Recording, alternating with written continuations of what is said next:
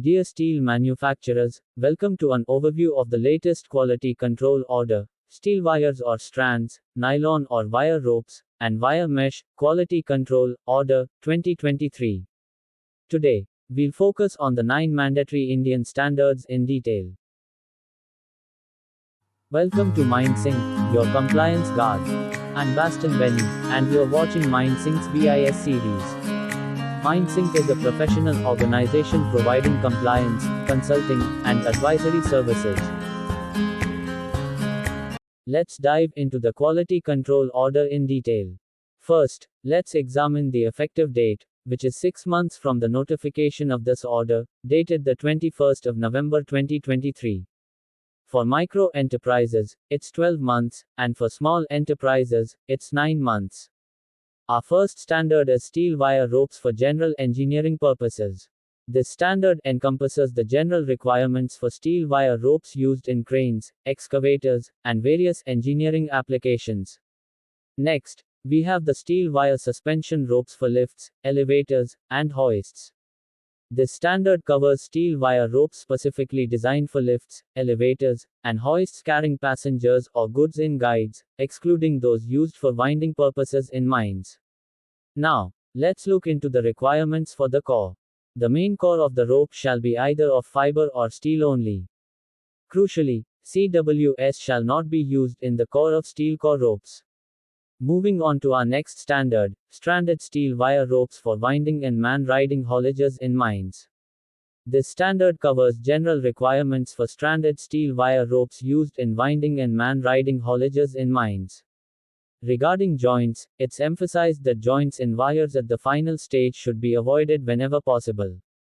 If necessary, they should be spread widely in the strand, with no more than one wire joined in a strand length of every 1000 meters apart. The total number of such joints should not exceed 3 in any length of rope. Our next standard is steel wire ropes for haulage purposes.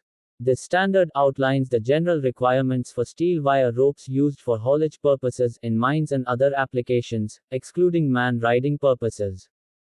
The joints in wires shall be avoided as far as possible, except where they are necessitated by the length of the rope. Those in the wires of the strand shall be distributed as widely apart as possible, and in no case shall more than one wire be jointed in any length of 10 meters of strand. The joints shall be either brushed or electrically welded.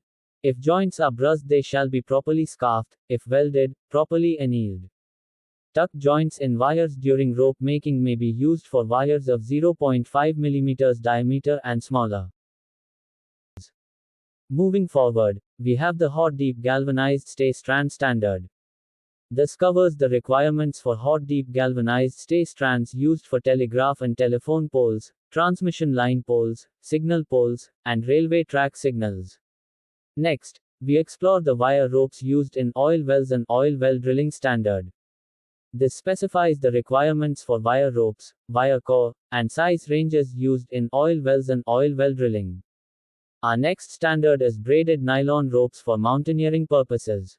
This standard outlines requirements for braided ropes used in climbing, mountaineering, high altitude operations, industrial rope access, and disaster management rescue. We have also mentioned the different types of ropes for mountaineering purposes below. Moving on, we have the standard for galvanized steel barbed wire for fencing, covering the requirements for 2 types of galvanized steel barbed wire with different sizes and constructions. We have mentioned the 2 types below.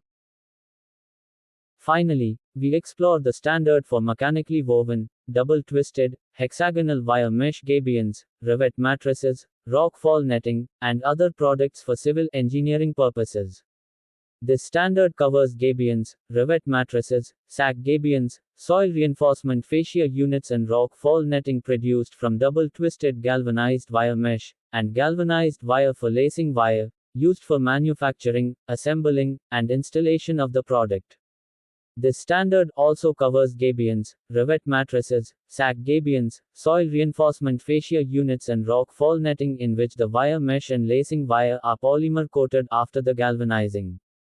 Double twist wire mesh for gabions, Revet mattresses, sack gabions, soil reinforcement fascia units and rock fall netting is produced in different classes based on type of coating. If your business requires certification and licensing under any BIS scheme, MindSync is here to assist. Let us take the lead in handling your certification needs, ensuring a smooth journey through compliance. Stay tuned for our next insight on the BIS series. Thank you.